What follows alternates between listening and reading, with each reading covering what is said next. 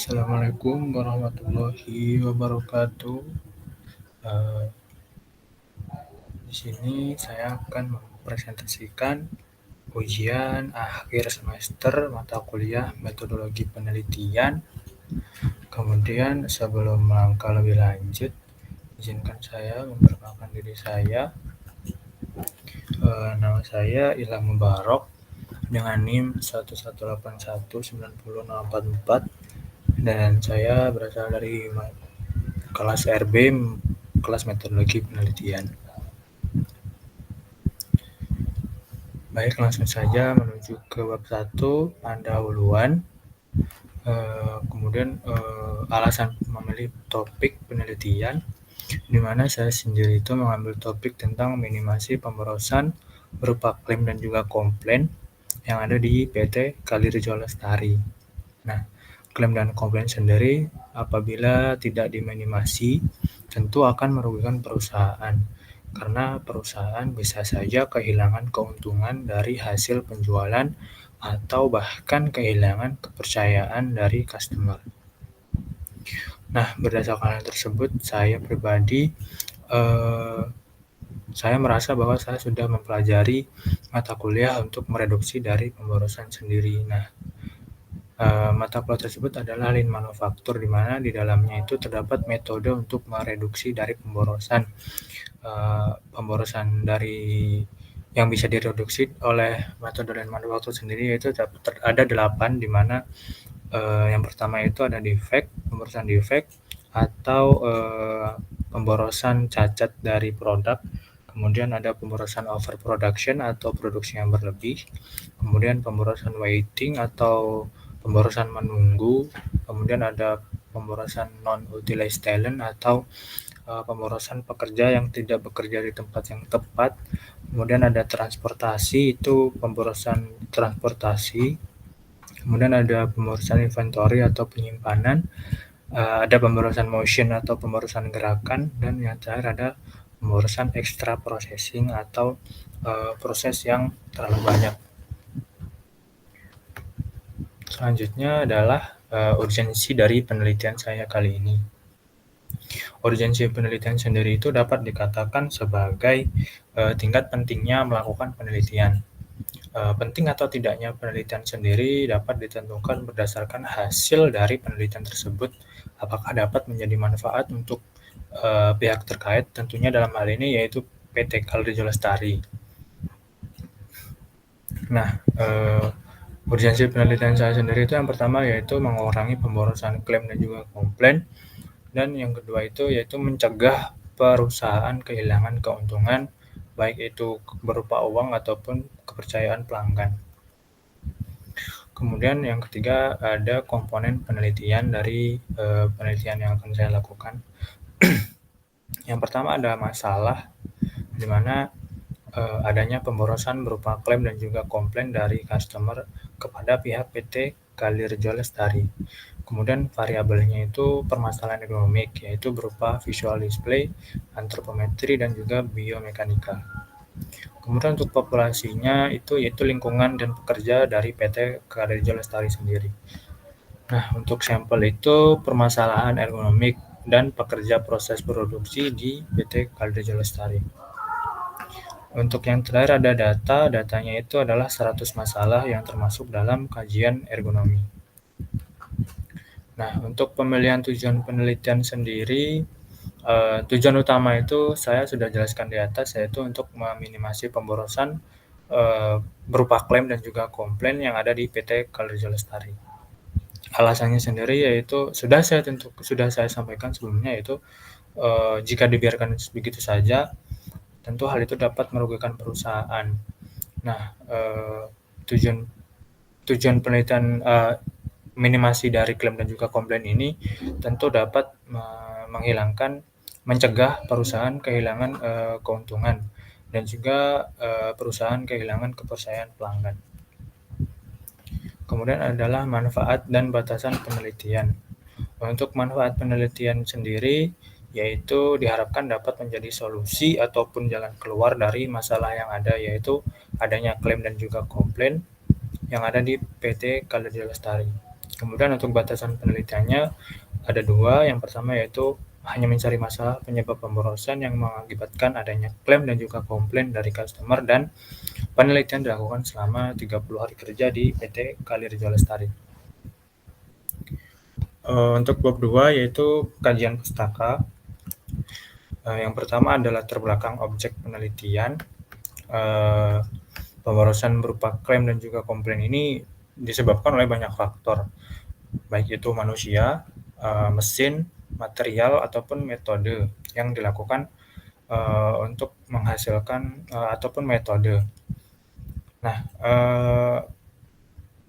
objek penelitian kali ini saya berfokus kepada permasalahan-permasalahan yang menyebabkan ataupun berpotensi mengakibatkan barang, dalam hal ini CPO dan juga kernel mengalami klaim ataupun komplain dari pihak customer. Permasalahan-permasalahan ini tergolong ke dalam aspek ergonomi, baik itu display visual, antropometri, lingkungan fisik, ataupun biomekanika kerja. Nah, sebagai contoh itu seperti pada gambar itu adalah signboard pada anak tangga ataupun pada pegangan tangga, di mana jika menaiki tangga itu harus berpegangan kepada pegangan tangga. Nah, namun jika dilihat lebih lanjut lagi, signboard tersebut sudah tertutupi oleh debu, dan signboard tersebut sudah sulit untuk dibaca jika dilihat dari jauh. Nah, untuk menyelesaikan masalah tersebut, saya sebagai penulis itu bisa memberikan solusi, yaitu mengganti papan signboard tersebut ataupun menulis ulang dari tulisan yang ada pada signboard tersebut. Oke, selanjutnya yaitu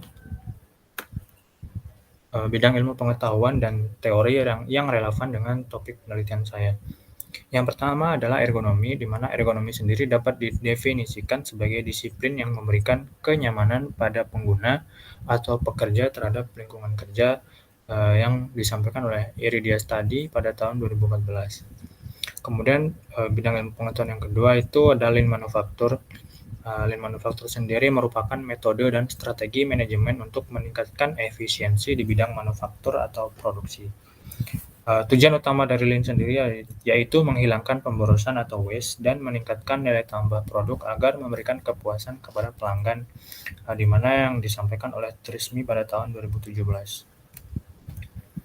Nah, masih lanjutan dari bidang ilmu pengetahuan atau teori yang relevan dari topik penelitian saya. Di dalam lean manufacture sendiri terdapat metode untuk mereduksi dari pemborosan-pemborosan, di mana pemborosan-pemborosan ini dibagi menjadi 8 yang sudah saya jelaskan sebelumnya, yaitu ada pemborosan waste, pemborosan defect, pemborosan overproduction, pemborosan waiting, kemudian non-utilized talent, transportasi, inventory, motion, dan overprocessing. Kemudian untuk bidang ergonomi sendiri terbagi menjadi 4 kajian, di mana yang pertama ada antropometri, biomekanika, lingkungan kerja, dan visual display. Selanjutnya adalah 5 kajian studi sebelumnya yang relevan dengan topik penelitian saya. Untuk yang pertama adalah jurnal dengan judul Evaluasi Ergonomi dan Perancangan Fasilitas pada Institut Teknologi Bandung, yang ditulis pada tahun 2018 oleh Herman R. Sutisna dan kawan-kawan, dengan tujuan yaitu mengidentifikasi sarana dan prasarana pendukung pendidikan yang sudah baik ataupun belum baik dilihat dari sudut pandang ergonomi. Penelitian ini dilakukan dengan menggunakan metode risk assessment matrix. Kemudian untuk jurnal yang kedua adalah evaluasi ergonomi dengan pendekatan fisiologi dan penilaian potensi risiko cedera, yang ditulis pada tahun 2011 oleh C. Indri Parwati dan kawan-kawan, dengan tujuan menentukan klasifikasi beban kerja dan menentukan waktu istirahat, dan mengevaluasi potensi risiko cedera dan menentukan level tindakan. Untuk metodenya sendiri itu menggunakan quick exposure check. Kemudian untuk jurnal yang ketiga itu ada judulnya Evaluasi Ergonomi menggunakan Ergonomi Checklist dengan studi kasus di Departemen Suplai PT Indosemen.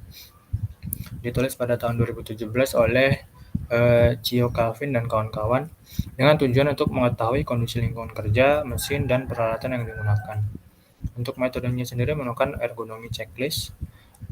Untuk jurnal yang keempat itu berjudul Study on the Ergonomic Assessment in the Workplace, ditulis pada tahun 2017 oleh Kian Sikte dan kawan-kawan. Dan tujuannya itu untuk meninjau pendekatan dan instrumen yang digunakan oleh karya-karya peneliti sebelumnya dalam evaluasi ergonomi dengan menggunakan metode Rula dan Reba. Dan yang terakhir adalah jurnal dengan judul Minimasi Waste pada aktivitas proses produksi dengan konsep Lean Manufacturing dan dengan studi kasus di PT Sport Glove Indonesia. Ditulis pada tahun 2017 oleh Trisma Ristiowati dan kawan-kawan dengan tujuan yaitu memberi usulan ataupun tindakan perbaikan untuk meminimasi waste pada proses pembuatan sarung tangan golf dengan konsep Lean Manufacture. Metodenya sendiri itu tentu saja menggunakan metode Lean Manufacture. Nah, yang selanjutnya adalah perbedaan ataupun kelebihan penelitian saya dengan penelitian-penelitian sebelumnya. Yang pertama itu penelitian saya menggunakan dua metode, di mana menggunakan metode Lean Manufacture dan ergonomi. Penelitian sebelumnya itu setahu saya hanya menggunakan satu metode, yaitu baik itu Lean Manufacture ataupun ergonomi. Kemudian perbedaan yang selanjutnya itu ada studi kasusnya. Studi kasus saya pribadi itu ada di PT Kalirjo Lestari, di mana PT Kalirjo Lestari sendiri ini merupakan sebuah pabrik pengolah kelapa sawit menjadi keluaran berupa CPO atau crude palm oil atau biasa kita kenal dengan minyak mentah dan juga kernel ataupun inti dari buah sawit. Nah, kemudian untuk bab terakhir atau bab 3 yaitu metodologi penelitian. Yang pertama ada komponen penelitian. Di sini komponen penelitian saya yaitu ada kamera di sini untuk mengambil gambar permasalahan-permasalahan yang ditemukan di lingkungan PT Kalirjo Lestari. Saya itu menggunakan kamera dari HP saya pribadi yaitu device merek Infinix dan tipe Hot 9 Play. Kemudian yang kedua itu komponennya adalah risk assessment matrix. Di sini digunakan untuk menganalisis permasalahan-permasalahan mana saja yang menjadi prioritas utama untuk dilakukan perbaikan. Selanjutnya itu yaitu metode pengumpulan data. Yang pertama adalah wawancara, di mana melakukan tanya jawab dengan pekerja PT Kalirjo Lestari. Salah satu pertanyaannya adalah keluhan-keluhan pekerja yang sering dirasakan saat bekerja. Kemudian metode yang kedua yaitu observasi, di mana melihat dan mengamati secara langsung ke dalam kegiatan proses produksi di PT Kalirjo Lestari untuk menemukan permasalahan-permasalahan yang nantinya dapat diperbaiki. Kemudian ada metode analisis data. Di sini saya yang pertama menggunakan value stream mapping, di mana value stream mapping sendiri merupakan salah satu teknik yang digunakan dalam Lean Manufacture untuk membantu menganalisis aliran material dan informasi yang diperlukan untuk membawa produk kepada pelanggan. Kemudian analisis data yang kedua itu menggunakan fishbone diagram.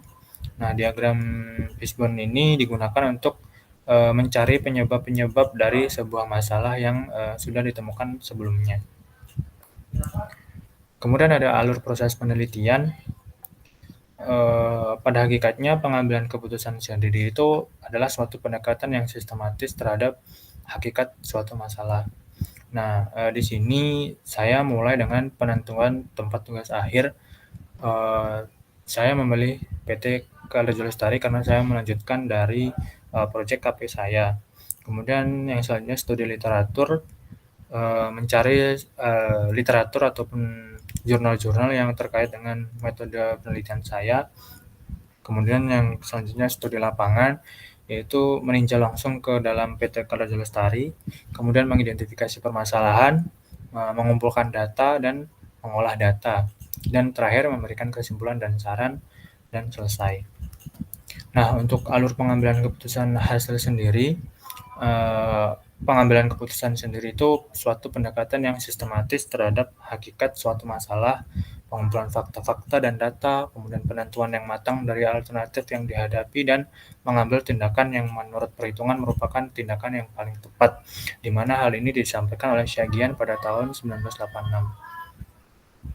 Untuk alur pengambilan keputusan hasil sendiri dapat dilihat pada flowchart. Yang pertama adalah mengidentifikasi tujuan. Nah, pada awal pembahasan tadi sudah saya jelaskan bahwa tujuan dari penelitian ini yaitu meminimasi pemborosan berupa klaim dan juga komplain di PT Kaledonia Lestari. Nah, dari tujuan tersebut kemudian diidentifikasi apa saja sih permasalahan penyebab klaim dan juga komplain, sehingga nantinya itu dapat diperbaiki dan dapat direduksi. Kemudian yang kedua itu membuat alternatif. Alternatif di sini adalah saran perbaikan yang akan dibuat untuk permasalahan-permasalahan yang sudah ditemukan sebelumnya. Dan yang ketiga adalah uji alternatif. Menguji alternatif kepada pihak PT Kaledonia Lestari dan menentukan apakah alternatif tersebut layak untuk dilakukan penerapan di PT Kaledonia Lestari. Kemudian yang keempat ada menetapkan alternatif.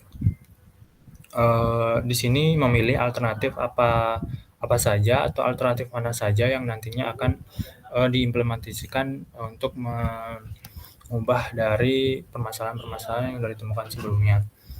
Nah, kemudian yang kelima ada implementasi, di mana melakukan perbaikan dan menerapkan alternatif yang sudah dipilih sebelumnya. Dan yang terakhir adalah evaluasi hasil. Evaluasi hasil di sini akan dilakukan bersama dengan perwakilan pihak PT Kaledonia Lestari dan menilai apakah perbaikan sudah benar-benar berhasil atau masih sama seperti sebelumnya. Tentu beberapa penerapan nantinya akan memakan waktu yang lama untuk melihat hasilnya. Maka dari itu, evaluasi hasil sendiri sebagian besar akan kami serahkan kepada pihak PT Kaledonia Lestari. Baik, terima kasih. Mungkin itu saja yang dapat saya sampaikan. Kurang lebihnya saya mohon maaf. Kepada Allah saya mohon ampun. Saya akhiri. Wassalamualaikum warahmatullahi wabarakatuh.